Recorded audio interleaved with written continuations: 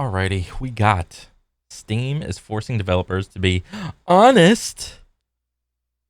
Honest? An honest developer? I would never. Transparency is the only thing that I could ever ask for, because at the end of the day, I just want to know what it is I'm actually buying and whether or not I'm actually going to get it. And you guys know exactly what I'm talking about here. DLCs, season passes, roadmaps, false promises, false advertising, content that's never even delivered, or in some cases, content. Number one, casual people of any video game who also make up the majority of the player base for any video game, live service or not, they don't care about the roadmap. They don't care about the DLC. I mean, the only time it like dawns on them about season pass, battle pass, DLC, expansion, whatever, is the day it comes out. That's the only time it matters. Everything else, like the moment you step into like the casual hardcore or, you know, on the more hardcore side of your favorite video game, then it becomes an issue. That's what we're going to talk about.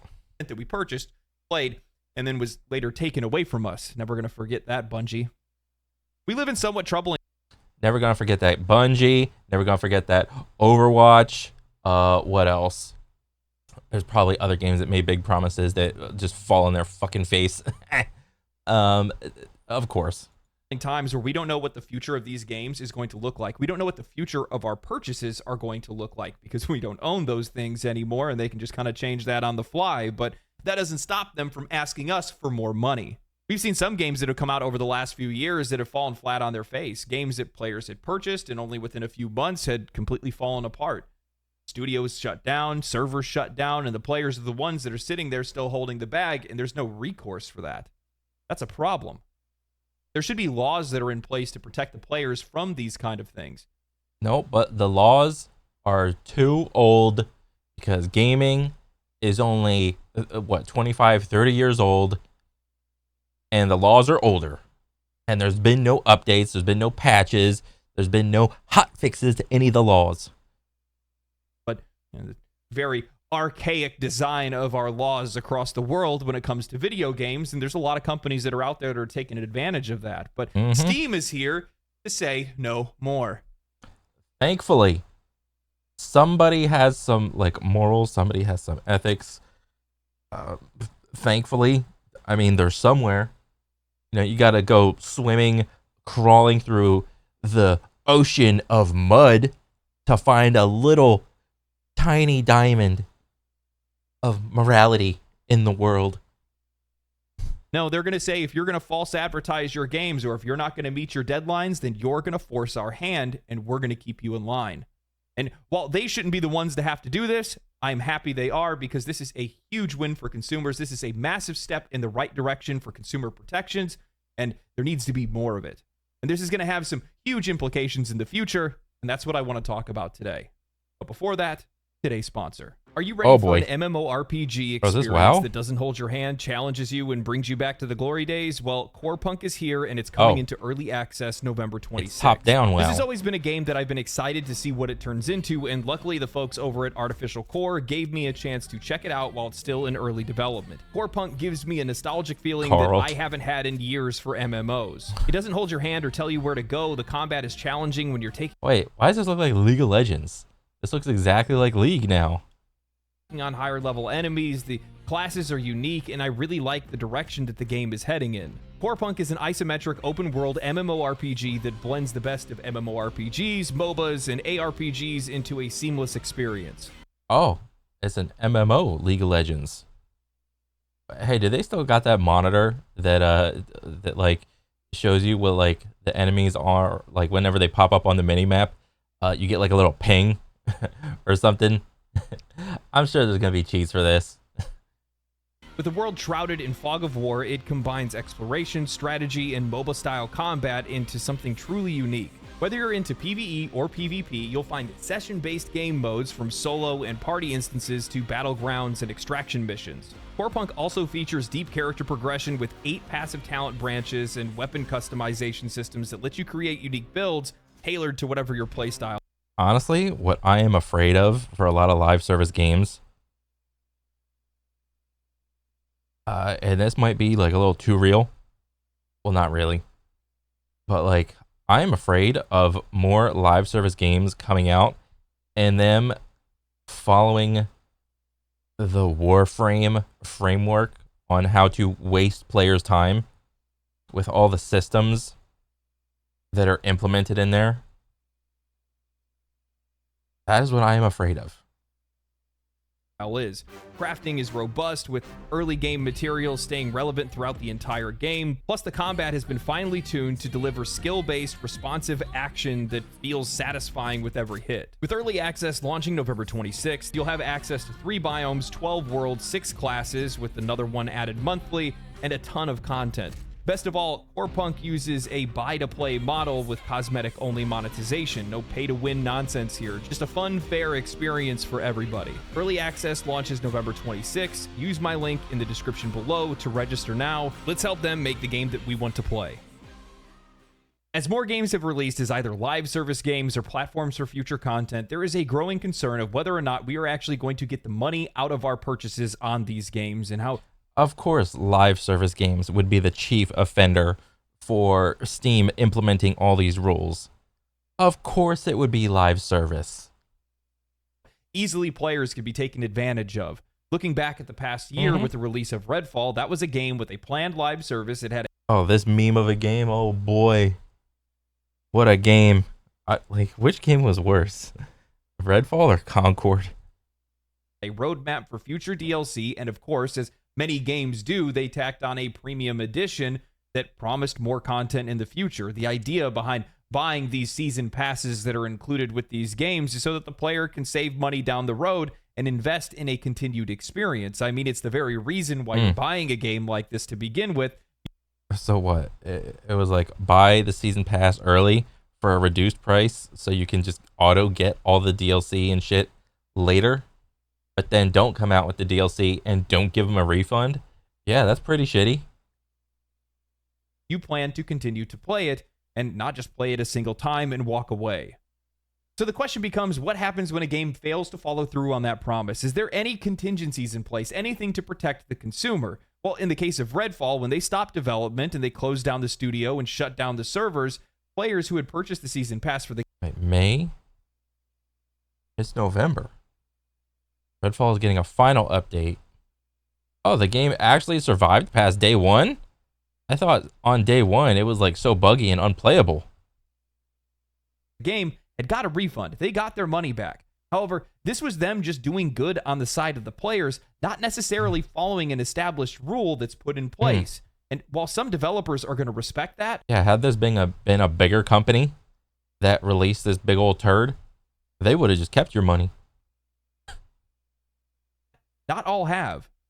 In fact, I have been a victim of this. Going back to the release of Evolve back in 2015, they sold a bundled version of the game with the season pass, as well as selling it separately, and the game struggled to maintain a player base. And after a while, they had a hard time even releasing new content. They ended up scrapping their model altogether and transitioned the game to free-to-play without offering any refunds for the base game or the season pass. Ultimately, the game was shut down soon after, but there are more examples throughout history that are just like this. PC Games End published an article written by Jamie Orr titled, "Valve's New Rules Will Finally Hold Season Pass DLC to Account." In a move to make sure that developers and publishers don't stray from their promises and commitments when it comes to season passes, Steam is tightening up their guidelines. Newly spotted documentation from Valve outlines how season passes must give a release date to all DLC included, describe what's in each piece of a DLC, and much more. Oh. I thought it already did this. Did it not? Huh. Well, shit. I mean, good. A data mine earlier this year hinted that such a change was coming to Valve's storefront, and now it's official Steamworks documentation, which is essentially the handbook for anyone wanting to list their content on Steam, has now been updated with the new section dedicated to season passes. The brand new page clearly defines season passes as a purchasable item of DLC with the promise of future content to be delivered to customers, either as a separate DLC releases or as additional content is unlocked within the base game. Alongside some guidance of how to properly set up a Season Pass page on Steam, Valve issues several warnings and new rules about what's needed in a Season Pass listing. Okay, so DLC and season passes, like, I know what a season pass is. I know what a battle pass is. Are they using this word like interchangeably, like season pass, battle pass? I mean, I'm not entirely sure. If we were to say that season pass is kind of like a like my experience, or my best experiences with season passes were with Borderlands, most chiefly Borderlands 2. You get the season pass, and then you're good, and you just auto get all of the content that is going to be coming in for the rest of the lifetime that the game just is out. And I wouldn't really categorize Borderlands 2 as like a live service game, because you didn't have to play like online. You could go offline and play the game, and go online and play the game. But I mean, there's like comparably, there's probably have been like way more issues with Borderlands 2 when you put it up to the same level of scrutiny that modern day live services have. And that version of a season pass, I think, is generally all right. I think most people are okay with something like that. But when it comes to like a battle pass for like a live service game, I can 100% see somebody downloading a game for free, buying a battle pass, only to discover that their favorite free-to-play game, the season in it is about to end, and they can't finish the season pass or the battle pass. And there's not a lot of live service games that allow you to keep the battle pass to the next season, so you can like work on the old one, and then once you get done with the old one, just buy the new one to like put in there. Not a lot of live service games do that. I think Fortnite does it. I'm not entirely sure. I don't play Fortnite, but yeah, that's just another issue with live service games. The first big one revolves around the release schedule for Season Pass content. In the process of launching a Season Pass, you will be asked to commit to a launch timing for each content release. But what is the punishment? What is the enforcement of all this? Is it going to be, we're just going to take your game off Steam? That'd be a good one. In a Season Pass. That launch timing is a commitment to both customers and Steam.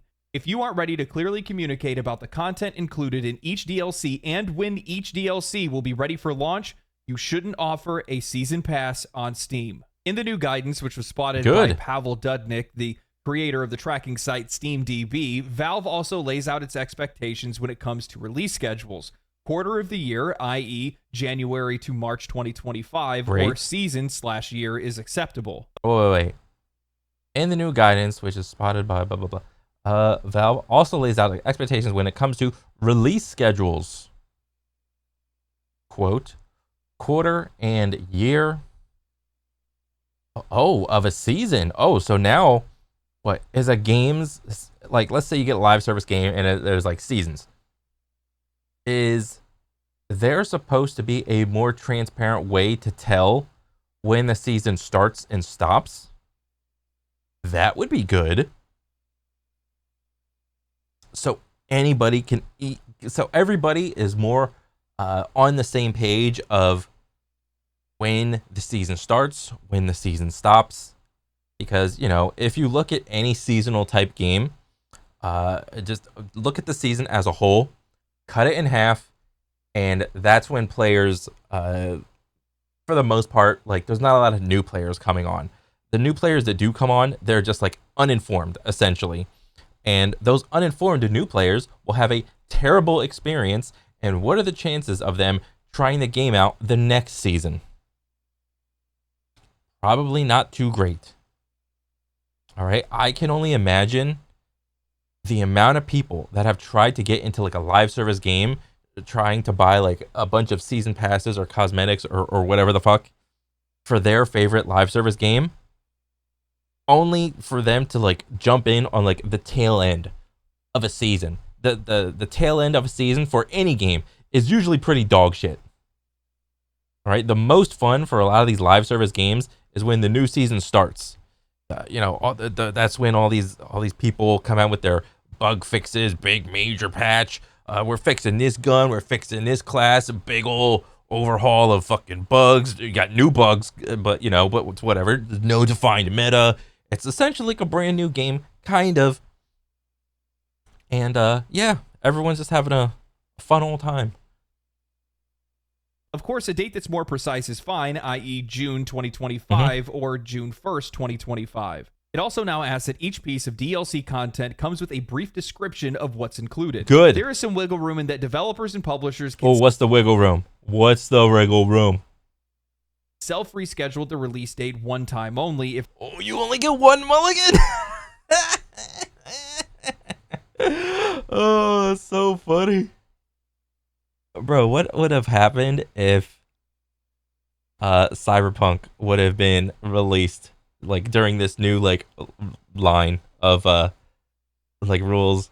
Cyberpunk never would have came out. Oh my god, delay. So then what's the enforcement? What's the punishment if they reschedule twice for some sort of extenuating circumstances? You don't get to put the DLC on? Or you just clearly get to, like, you can keep like, what's the enforcement? What's the punishment? That's what I want to know. if a piece of Season Pass content is going to be delayed. However, Valve also stipulates that they can only pick a new date that's up to 3 months later than what you originally selected. You only get 3 months of extension? The DLC better be damn near complete. It better be like 95% complete. Because if you want to delay or extend, you only get 3 months, dude. It also says that if a piece of DLC... And these big, gigantic companies, you know how long it takes to add and modify like a single line of code in these gigantic live service games? It takes like a month just for people to like play telephone with the amount of people it takes to like adjust a single line of code, let alone a gigantic game-breaking bug. So this is going to be hilariously bad for big game companies, and probably not too big of an issue for like smaller game companies, if I were to guess. Intended to be released in a season pass is canceled, customers will be offered a refund for the value of that individual piece of content. Good. The refund promise may also... And you know why this flies? It's because Steam has like an unofficial monopoly on like the PC gaming marketplace. It's unofficial. Also be applied if a piece of DLC content is delayed by more than the 3-month threshold. Valve states that even if there has not yet been a customer complaint, Valve may take action if you delay a DLC more than 3 months beyond the release window. What action? Until I hear like a proposed action, that's all bark and no bite. That's all talk and no action. What action? You originally promised. Actions include removing the Season Pass from sale on Steam, refunding all customers who purchased the Season Pass for the value of the unreleased DLC, or allowing customers the option to refund the entire Season Pass. For the purposes of refunds, the value of unreleased DLC will be decided in a discussion with Valve. Just remember this. How many people work at Valve? Oh, I thought it was like 80. Okay, around 300 people are going to dictate the entirety of the gaming culture on PC. I absolutely love that line of if you're not ready to share details about that content, then you're not ready to sell it to the customers. That is such a GOAT move from Steam. That's amazing. There have been so many companies that have been the tail wagging the dog. They have all these grand designs for things that they're planning on doing in the future. They're giving all these empty promises to their audience, and they don't even know if they even have a game that's worth it in the first place. Look at that Unknown 9 game. It's like Steam was like a step up from what's that called? Kickstarter website. It's like Kickstarter is all about like concepts and ideas, and it's like if you like the concept, you like the idea. We just need money and people to like get it more rolling. Like a one level above that would have been like your game's on Steam. Yeah. They had an entire cinematic universe. They had a novel, a web series, a podcast, all kinds of other things that were planned, and they didn't even know if they had a game that players even wanted. Turns out they didn't. What a clown. Developers are going to hate this. Being held accountable not only with their reputation, but now also financially held accountable by Steam. If you don't deliver, we're going to refund it. I love it. Yes. Over the last few years, we've had so many... Because think about what would happen if there was another competitor to Steam. How would they compete? Would they err on the side of like more regulation towards things like this? Or would they err on the side of less regulation for things like this? So Steam creating a gold standard is great. Because what other like online distribution thing or whatever Steam is, what other online thing is doing stuff like this?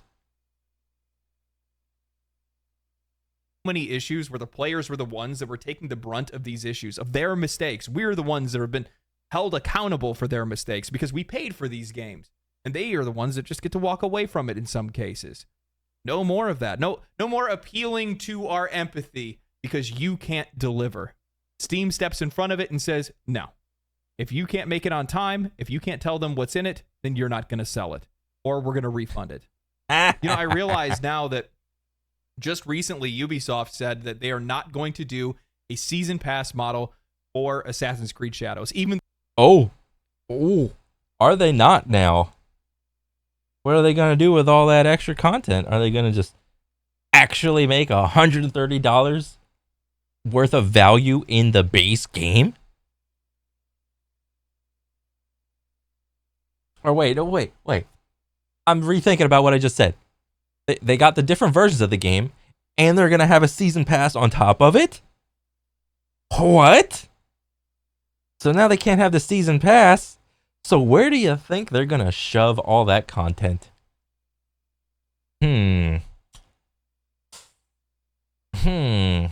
What would you do if you're Ubisoft? You said they just said we can't do the season pass. Shit. Okay. Dang it. Where are you going to shove all of that content? Like in the base game? The $90 game? The $90 version of the game, the $130 version of the game. Even though they were going to before this announcement took place. Coincidence?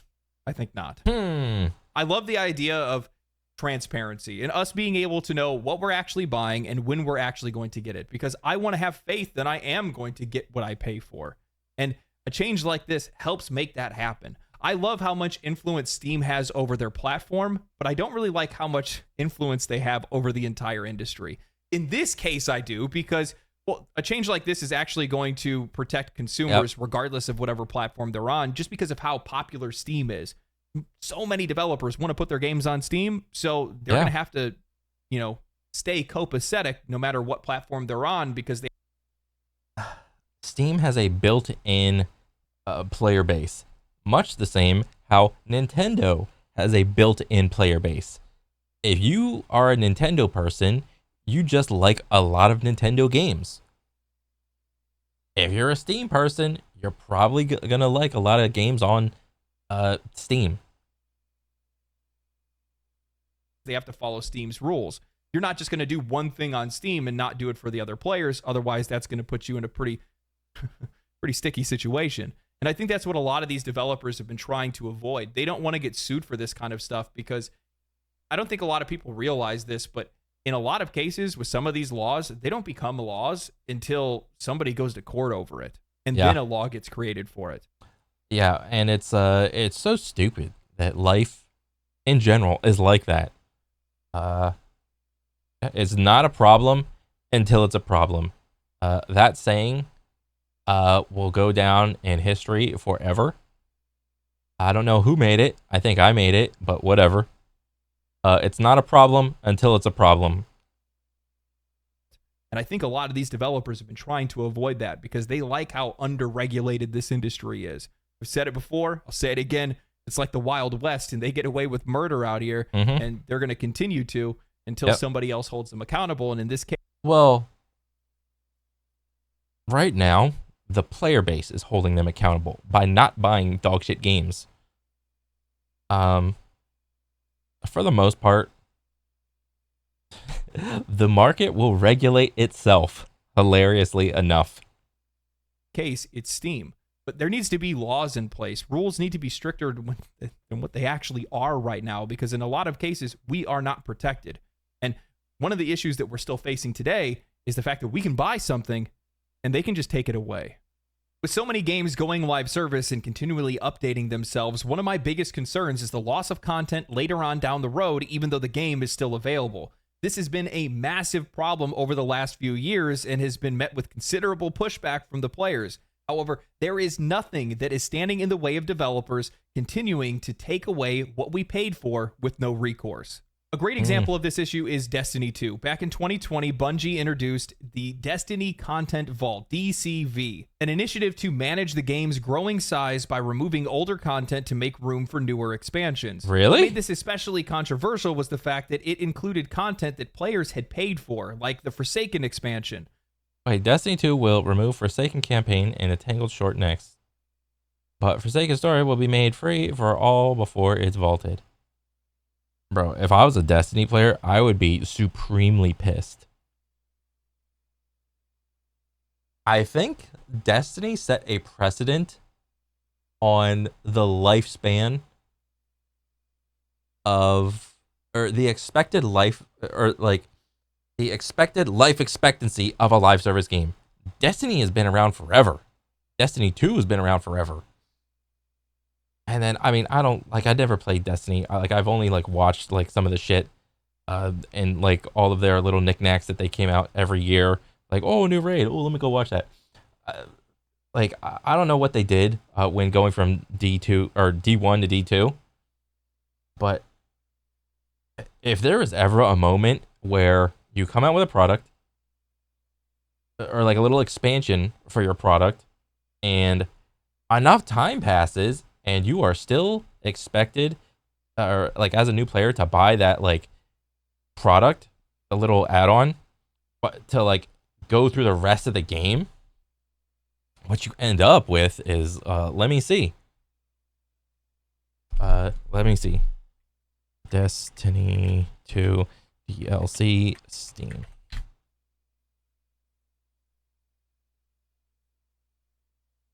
Where is this? Come on. Where's all the DLC? Content for this game showing 1 of 5 of 12. All DLC. Oh, wow. Okay. Oh, and there's a sale, guys. Oh my god. Get it while it's on sale. The Final Shape Annual Pass. The Final Shape. Okay. Revenant Sliver Bundle, Legacy Collection, Lightfall, Witch Queen, Bungie 30th Anniversary Pack, Beyond the Light, Shadow Keep Pack, Forsaken Pack, DLC, more DLC, more DLC, more premium currency, more DLC. If you're a new player trying to get into this, this looks absolutely daunting. That not only do you have to, is Destiny 2 even free to play?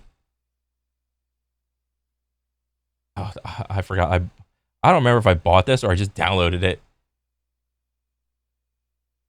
Forsaken was one of the most beloved expansions. It featured a campaign. It had locations like the Tangled Shore and a fan favorite raid in The Last Wish. When Bungie vaulted that content, players lost access to a product that they had spent money on, and there was no option for refunds or alternative access. Bungie justified the move by citing technical limitations, but to the players, this was just taking away something that you had already paid for to give you more things. Yeah, it's not looking good for live service games when one of your live service neighbors does some dumb shit like this. You know, because Destiny 2 was, I don't know, how old is this shit? Like, something like 10 years old or something? I don't know. So if you're a live service game and you see your neighbor starting to vault things, aka taking away something that someone paid for, that puts into question and plants the seed of doubt in your game, your player's game, of, are you guys gonna vault our content? Because that live service game vaulted some of their content. Are you guys gonna vault yours? Oh, yes, no, yes, you are gonna vault. Well, I'm out. No more money. I'm out. Things for you to be able to pay for. The benefit here solely falls with the developer and not with the customer. What's wild about all of this is that soon after, Bungie announced that they would no longer vault expansions following the backlash, but this... Wow. Destiny 2 clarifies what it does and does not intend to content vault. Oh, content vault.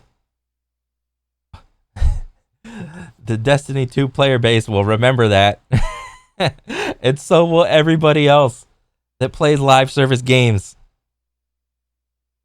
They will remember this. This was just them plainly admitting that it was never necessary in the first place. The vaulting of content... It was never necessary. Then why did you guys do it?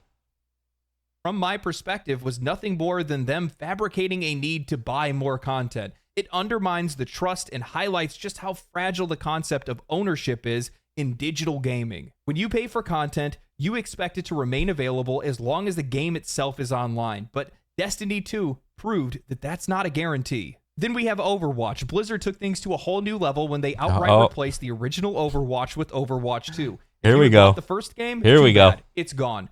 Blizzard not only removed the game from availability, but fundamentally changed its structure, switching to a free-to-play model and incorporating a battle pass and microtransactions. While Overwatch 2 brought some improvements, many players were angry about the fact that they had lost the game that they had paid for in the first place, especially since some of the modes and features didn't make it in the transition. On top of that, the planned content for Overwatch 2, the only reason why players could even get hyped for it in the first place, like the highly anticipated PvE hero missions, was delayed repeatedly and eventually scaled back and then never delivered as promised. Yeah, you have a tiny little sliver of a pie slice of what the proposed entire pie was supposed to be.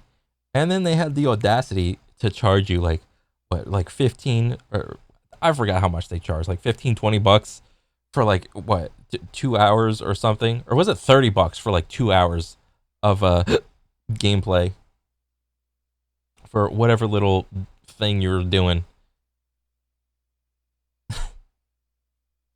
Both of these are cases that underline a disturbing trend, the idea that what you pay for is no longer permanent. Whether it's due to technical issues, business decisions, or simple neglect, we're seeing more and more examples of games taking away content or failing to deliver it altogether, and consumers are the ones that are left holding the bag.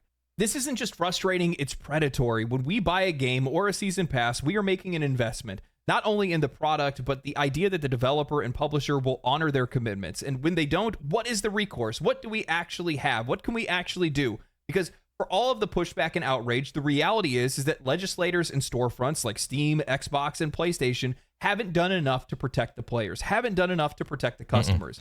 The developers that are doing this are literally killing the gaming industry. Because what I would advise is to just stop playing that game. Go play a different game.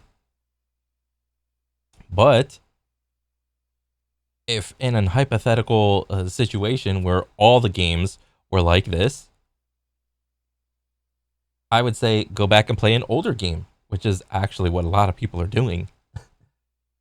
But you know, thankfully within the last year or so, or like I don't know, 3 to 5 years, a lot of like really good single player games that just came out and are like really good. Um, you don't have to go that far back to play a good game.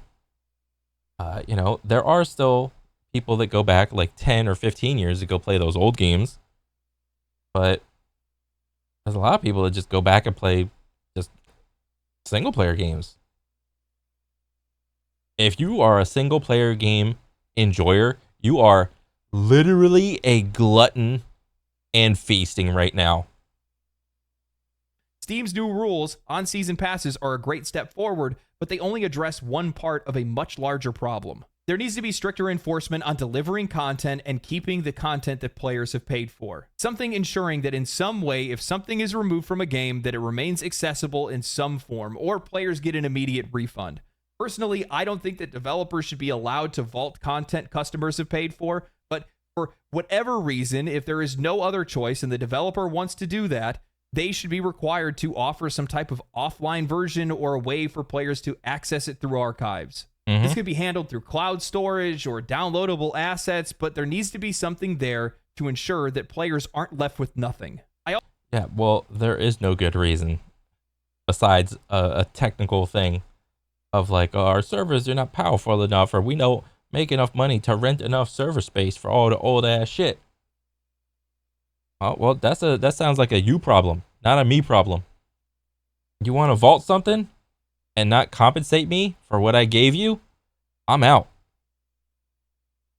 I also think that platforms should demand greater transparency from the developers. Any content that might be removed in the future should be labeled clearly as such at the point of purchase. This way, players can make an informed decision when they're making that purchase, whether or not they want to take that risk. As we push further into an era that's dominated by live service games and digital-only content, these issues are only going to become more prevalent. Without stronger consumer protections, this cycle of broken promises and lost purchases is going to continue. That's bad for everyone, not just the players. It erodes our trust in the industry. It makes it where we're going to be. Well, that erodes the live service industry of gaming. And who's mostly doing the live service who's mostly doing live service games? It's all the big gigantic companies. It takes 9,000 people to make Diablo 4. Oh, it's massive. Does this really affect the smaller game companies? Does this really affect the mid-level companies? I don't really think so. Less likely to want to invest in these games, and ultimately it's going to hurt the developers and publishers who are trying to do things the right way. Transparency, accountability, and consumer protection shouldn't be optional. They should be the standard. Now, I want you guys to keep in mind that there's nothing stopping any of these companies from taking away the things that you buy, because in their eyes, you don't own a damn thing. And that's just the way that this industry is now. I'm happy that there's some states that are out there that are actually notifying customers, putting up signs saying you're not buying a video game, you're buying a license to play a video game. But this issue is just going to get worse as time goes on. They're going to start taking things away. They're going to shut more games down. They're going to take content out of games. They're going to... Ooh, is this the beginning of the death of live service? Do all kinds of things that you're not going to be happy with, and it doesn't matter. They already got your money. That's it.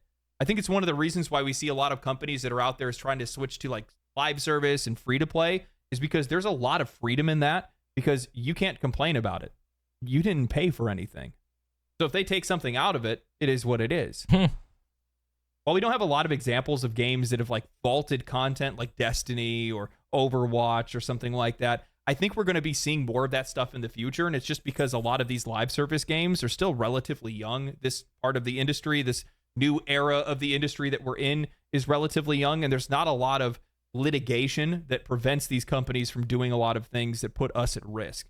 And that's one of the reasons why we have to step forward. We have to talk about these kind of things, and we have to make these issues known, because this is the time to get ahead of it. We don't want to be talking and, complaining about these things 10 years down the road when it's far worse than what it actually is today. It's what I say. It's not a problem until it's a problem. That's what's going to happen.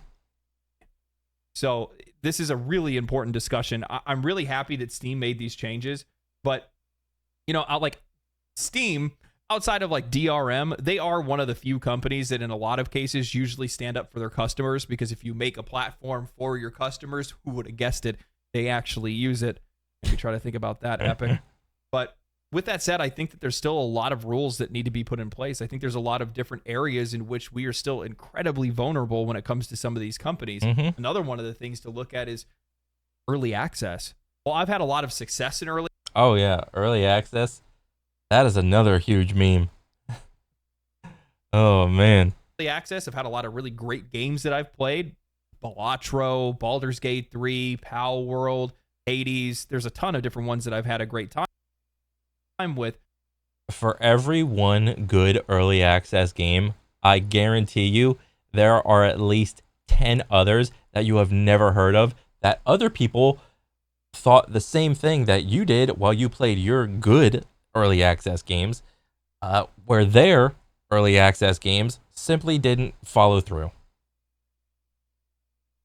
It's still an area in which a lot of companies and a lot of developers could come in and make a lot of promises and never deliver upon it. And what are we going to be left with?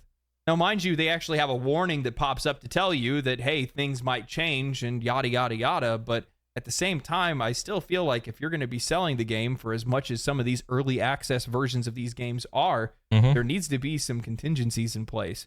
And I feel like in some cases, just like with the season pass and the DLC, Steam might need to sit down with some of these different developers and go, hey, you know, what's your timeline looking like? Because the last thing you want to do is have a game that's in early access for like 10 years or something like that, or never even actually comes out in the first place. But you know what that kind of feels like? That kind of feels like asking like a golfer, hey, you're going to make it on the green? And then if you're on the green, how many shots do you think is going to take for you to get into the hole? That's what it's kind of asking. But in terms of like game development studios, even the big game development studios, they have they kind of have an idea. Like you would think a big game studio would have a better idea of how fast they can make a piece of content.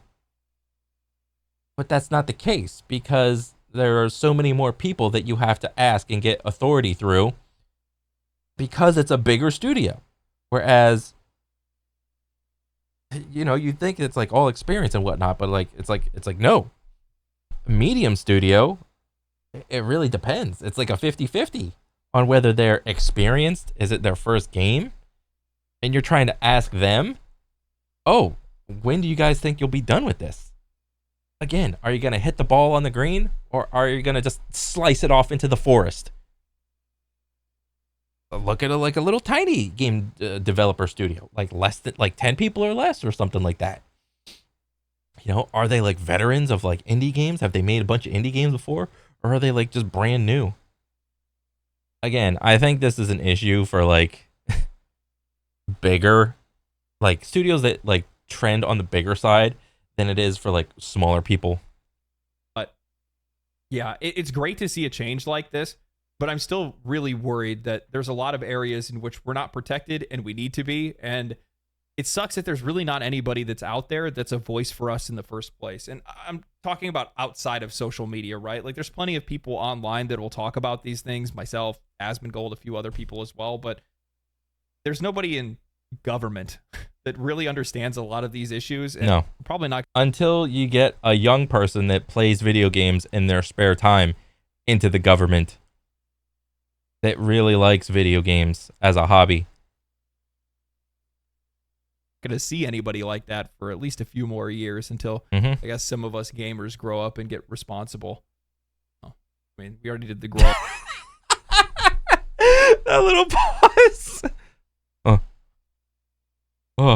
Responsible gamer. Oh. Oh my god. Well, the grow old part. Anyway, let me know what you guys think about all of this. I wanted to keep this relatively short, but I love to. Bro, there are responsible gamers everywhere. Okay. Literally, like gone are the days of the stereotypical gamer in the basement of their mom's house. Ugh. They can't do nothing, can't get no job and all that shit. You know. You have a ton of people playing video games. You have one of the richest people in the world playing video games. Elon Musk plays video games. Motherfucker's top 20 in the in like Diablo 4.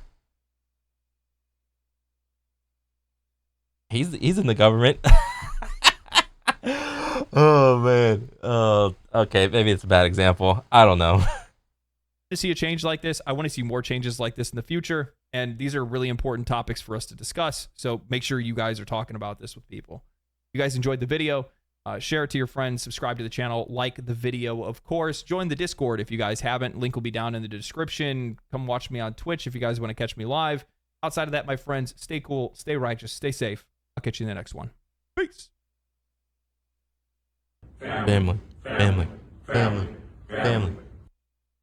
Bro, I unironically almost look like those dudes, except no sunglasses, no chain, and no wife beater shirt. I just got like the sleeveless, whatever. But no, I think this is a good rule, a good little adjustment for the rules that for Steam to kind of crack down and essentially just make it more set in stone for DLC and shit like that. Fantastic. I support it. But overall, cool video. I like it. Legendary drops is GOAT. And I can't wait to see more. Until next time, I'll catch you guys on the next one. All right, later.